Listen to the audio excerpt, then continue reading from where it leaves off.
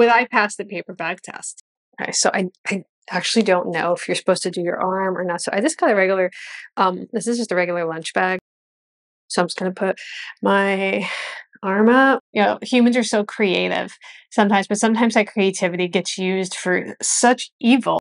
There are so many avenues to discrimination. When we start doing our family story and start digging into that, we start getting experiences that are not ours. We have to put ourselves in somebody's shoes to kind of understand those experiences, and it helps expand us and it helps build empathy. Hi, I'm Danielle Romero, and thank you so much for being with me today on my channel, where I've been delving into hidden history in America. But really, the channel started with me diving into my family's own hidden history. And today, I want to talk to you about the paper bag test. But before we get into that, I want to tell you why I was thinking about it. So I like to relax by going out into my garden and pretending that I keep plants alive, which I do not. Today I was pruning roses and my hands are covered in band-aids and all kinds of cuts from it. I was out there in the sun just thinking, last year when I had started doing family interviews, a topic had come up a few times. And it was this idea of my mom's grandmother, Lola, not wanting to go in the sun, not wanting to get dark.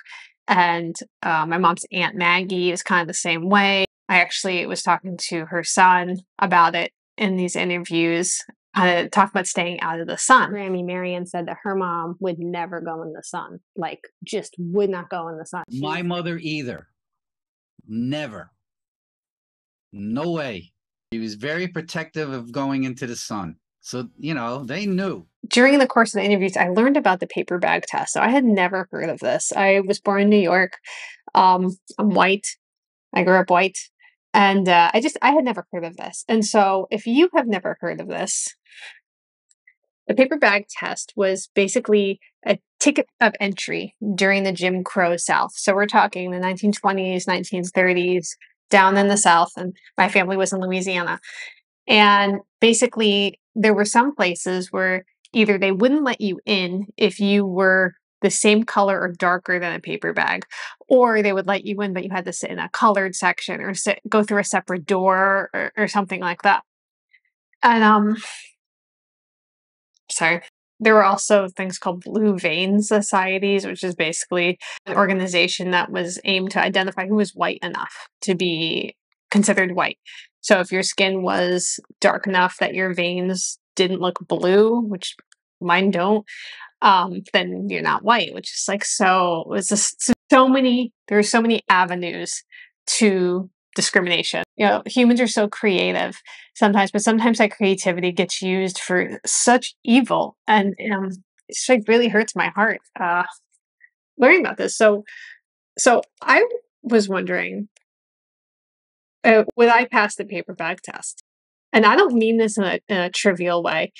On one hand, I want to do this, and this is the first time I'm doing this. Like, this is not, I don't really know what my arm will look like next to this bag because I've literally never thought about it. And I think that's another element of this. Like, you may be thinking, well, why does it matter? I've never been in this scenario where I even had to think about this. But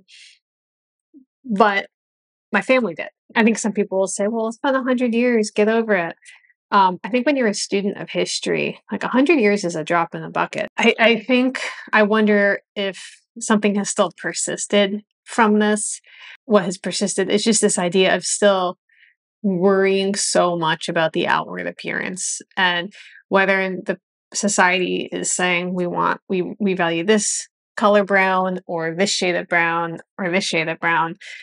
The idea that we're putting so much value on that, I don't think has gone away. And, you know, I understand that there's a lot of like complexity with even just having this conversation. And so, you know, I feel like on the outset of this, it's important for me to say, like, this is not something that I grew up experiencing. This is not any of that. But it's just interesting that I'm predominantly European.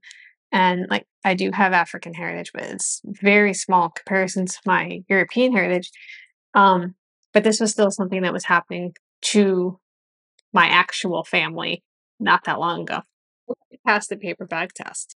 Okay, so I actually don't know if you're supposed to do your arm or not. So I just got a regular, this is just a regular lunch bag. I don't know if there was a different kind of bag. Maybe if you know, let me know. So I'm just gonna put my arm up. It's kind of awkward. Back.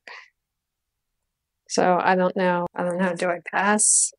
I think there was another one that was called the pencil test, which I for sure would fail. It was basically you put a pencil in your hair, and if it falls through, like when you're walking, like you're good to go, and if it stays stuck, you failed. Like I like always walk around. I'll be like outside taking a walk, and I'll find like a stick that's been stuck in my hair all day. So I would definitely fail that one. But it's just interesting to me, I think, as someone that's white, that's, not the group that would be facing this discrimination to still possibly fail this test. And what does that say? The stupidity of these tests, how absolutely stupid they are, but how what the effect still is, for those people who are saying, well, it's been 100 years, get over it. I'm talking, I've been talking to family in the past year who are remembering the stories of their family members trying to stay out of the sun. And why do you think they were doing that? It's because of stuff like this. Like, there are ripple effects to this. And so, you know, not all of our family stories are wonderful. A lot of them are, but some of them aren't. And so I think the importance of diving into our family stories is that it gives us empathy. When we get up in the morning, we're doing things through our own eyes. We're having experiences with the world, just through our own selves. But when we start doing our family story and start digging into that, we start getting experiences that are not ours. And we have to put ourselves in somebody's shoes to kind of understand those experiences. And it helps expand us and it helps build empathy. And I would hope, at least for myself, at the end of this whole journey, that I can be a more empathetic person overall. But I'm starting small by trying to understand my own family better.